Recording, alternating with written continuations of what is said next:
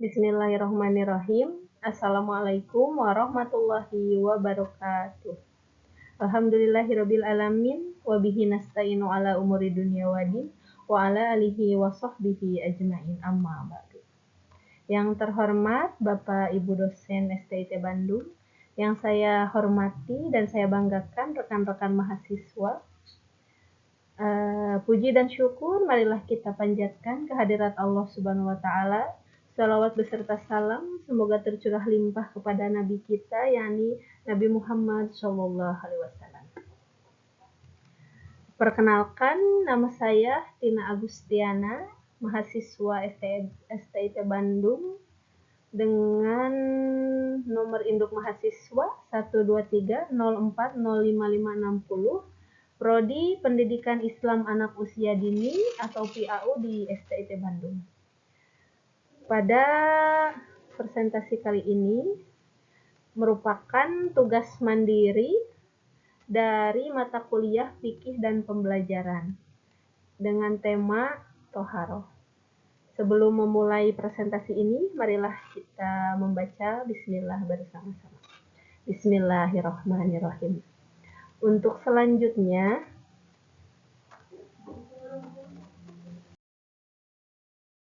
latar belakang. Kebersihan adalah bagian dari iman dan syarat sah ibadah dalam Islam. Seorang muslim harus menjaga kebersihan diri, pakaian, dan lingkungan sebelum beribadah. Toharoh penting untuk menghilangkan najis dan hadas agar ibadah seperti sholat menjadi sah. Selanjutnya adalah memahami pengertian, jenis-jenis, dan tata cara toharoh sangat penting untuk diamalkan sejak dini.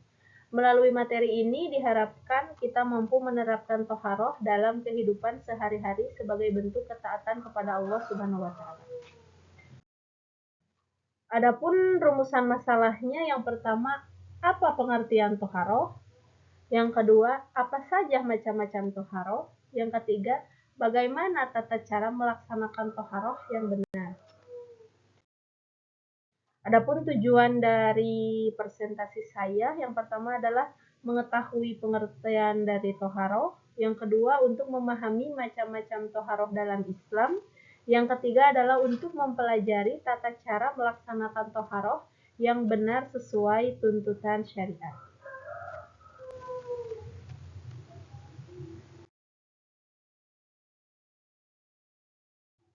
Baik, selanjutnya adalah pengertian dari toharoh. Toharoh secara bahasa adalah bersuci atau membersihkan diri.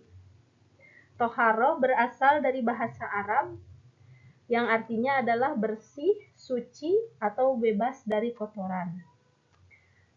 Ada juga toharoh secara istilah, yaitu adalah menghilangkan najis dan hadas dengan cara yang ditetapkan syariat.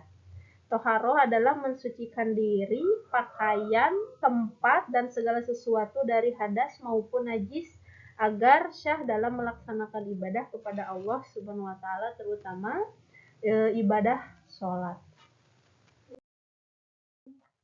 Ada juga macam-macam toharoh. Yang pertama adalah toharoh dari najis.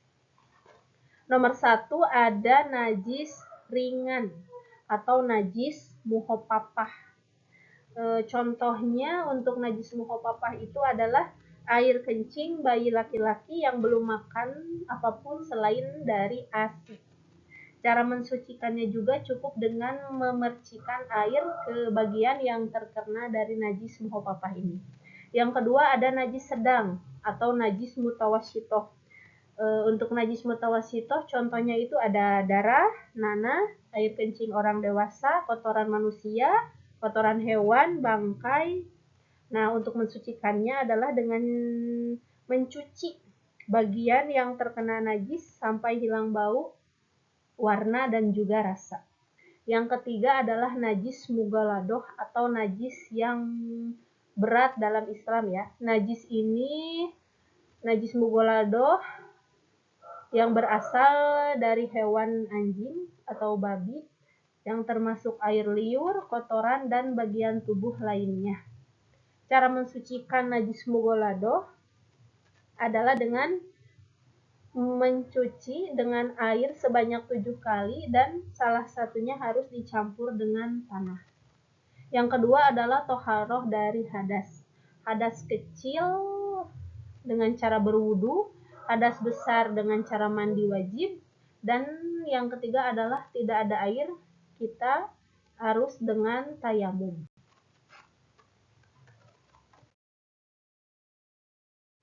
Untuk tata cara melaksanakannya, untuk wudu, nomor 1 adalah berwudu. Wudu adalah cara bersuci dengan menggunakan air untuk membasuh anggota tubuh tertentu.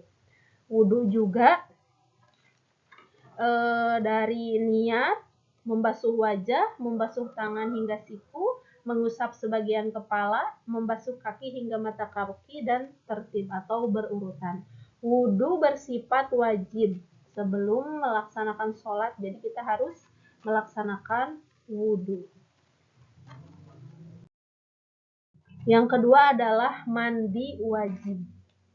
Mandi wajib ini yang pertama harus niat untuk menghilangkan hadas besar dengan cara meratakan air ke seluruh tubuh, menyela rambut hingga kulit kepala. Disunahkan mendahulukan anggota bagian kanan terlebih dahulu.